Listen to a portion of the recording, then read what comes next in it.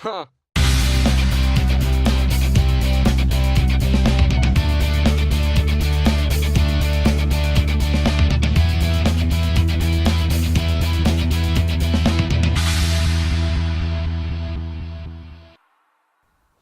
Well, guys, it's dark, pissing down.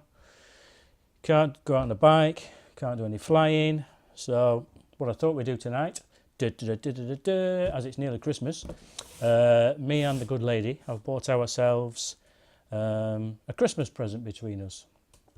And this is for our Volkswagen Transporter camper. It's a T5.1. And just recently we went away a couple of weeks ago and it got down to -5 degrees C inside the van. The windows were frozen, the metalwork was frozen. We were still nice and toasty in bed, but everything that wasn't in the bed was freezing cold, including Squeaky through there, the dog. So what we're going to do is we're going to do a sort of unboxing. I say sort of because the box has already been opened by the guy I bought it off, because he wanted to open it while I was there and show me everything that was in it, etc. So unfortunately I didn't have a chance to stop him opening it, but there we go. When it's this kind of money, you want to make sure everything's right anyway. So what we're going to do, go and open it up, see what's inside it, and take it from there. So Erberspacher. This is the D2 Air. For those of you that don't know, it's a space heater, a diesel-fired space heater. So we're going to empty this big box, get this big box out of the way first, and take it from there. So inside the box, this is what we get. There we go. So let's get the small bits out of the way first, shall we? There we go. Move the other camera down so you can see inside the box. We've got a vent. There we go. There's a vent. Put that down. We've got stainless exhaust pipe. There we go. Put that down. We've got small bore. Very small bore. Fuel pipe, bunch of instructions and screws and various electrical crimps. Put that down. We've got a bag of fixings, tie wraps, a sticker, woo, and various other nuts and bolts and bits of crap.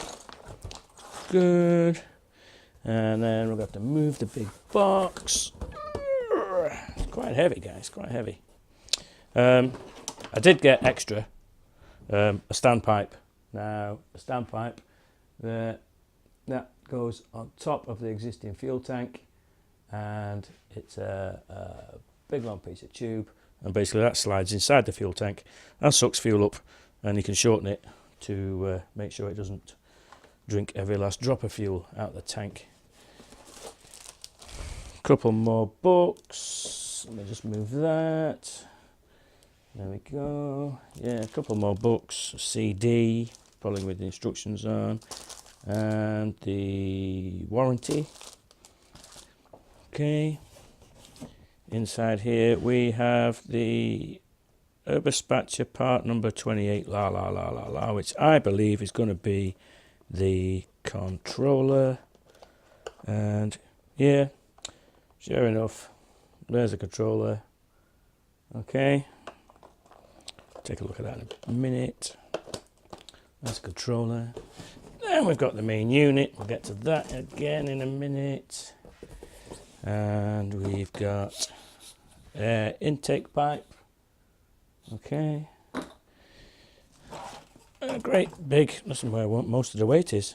Wiring loom. Big wiring loom. There we go. Okay, up there as well.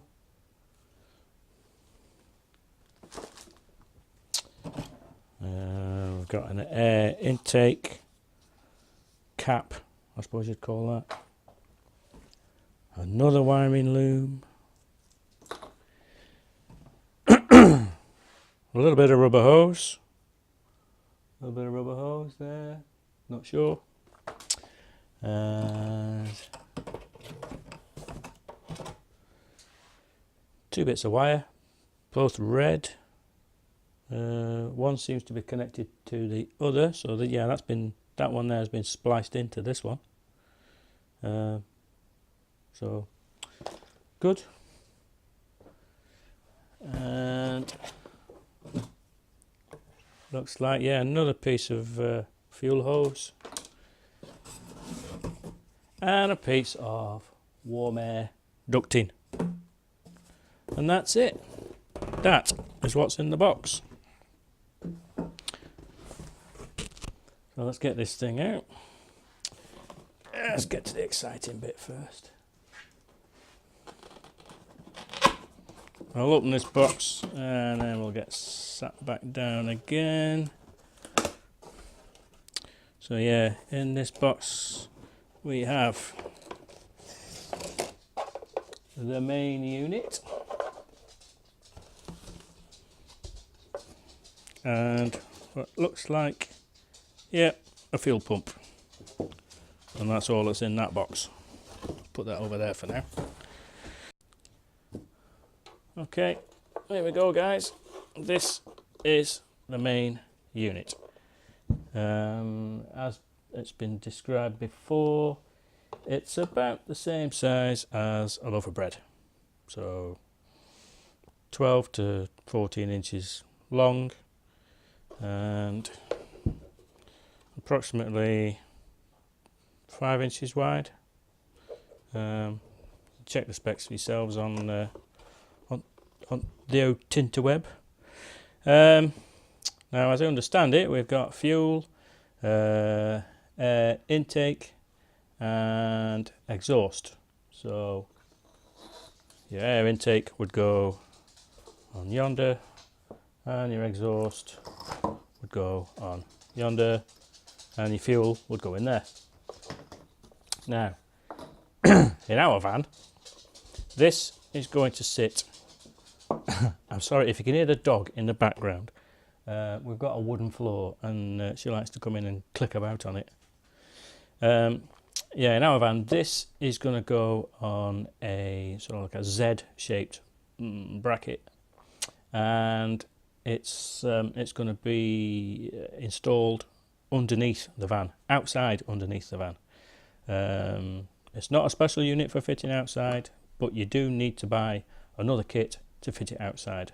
So basically a bracket would come down and that would sit that way up on the bracket, and your intake and exhaust and all the rest of it would come off there.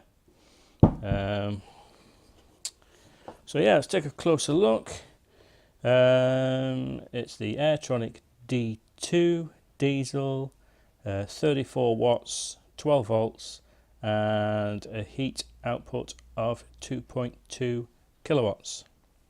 Now, I've been told, I've had a look at some of the forums and I've been told by other people who've got these things, that this thing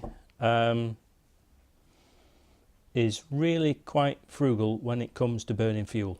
You can run it allegedly for 24 hours at full pelt and it won't even drink a gallon.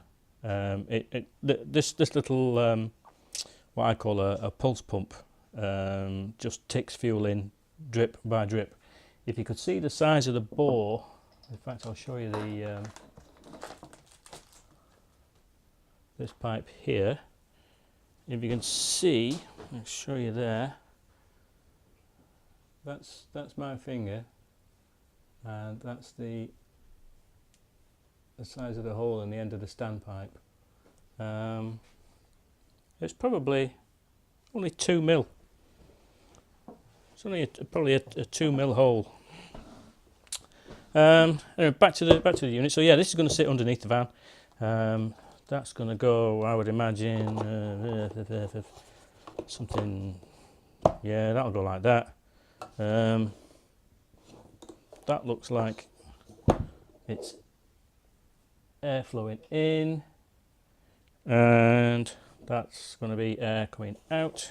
If I look inside there, come off again. Yeah, there's the heat exchanger. So all this gets red hot from the burning of the fuel inside. All this gets red hot. Air goes in that end, gets shoved across this heat exchanger and gets shoved out of that end, and this then will come out of there. It'll come out of there and get blown into the van. And that, oh, come off. That is about as hard as it's going to get. What else to say? Oh yeah, obviously there's a wiring loom. This does its own self-diagnosis checks before it'll fire up. You switch it on at the controller, it goes through a load of tests, it measures the amount of air, fuel, burning temperatures and all that kind of carry on before it'll fire up. So full built-in safety features. The reason we're putting it outside is to try and keep the noise down, because although it's as quiet as these things can be, the equivalent's going to be the Webasto. They're as quiet as really you can get them, but they're not that quiet. If you want a nice quiet evening in watching the TV quietly, you're going to have to turn it up if you've got this inside the van. But hopefully with it outside the van, it's going to be a lot better. Sorry, got disturbed there. Where were we? Oh yeah. So yeah, this is going to sit outside underneath the fan on a bracket. Yeah, you've got, like I say again, you've got your air intake goes in there, exhaust goes out there. Now you can buy an accessory, literally an Erberspacher exhaust that's supposed to make it even quieter, but I'm going to try it without. This will be underneath the van and you can bend it to whatever shape you want. So that's that. More wiring, not sure where that's for. Does it say? No, it doesn't say. Just two connections though, so I'm guessing it's going to be, yeah, it's going to be for a pump. Pump's only going to run one way, isn't it? Yeah, that fits on there. So that's wiring for the pump. That goes with the pump. This wiring loom here. This one here.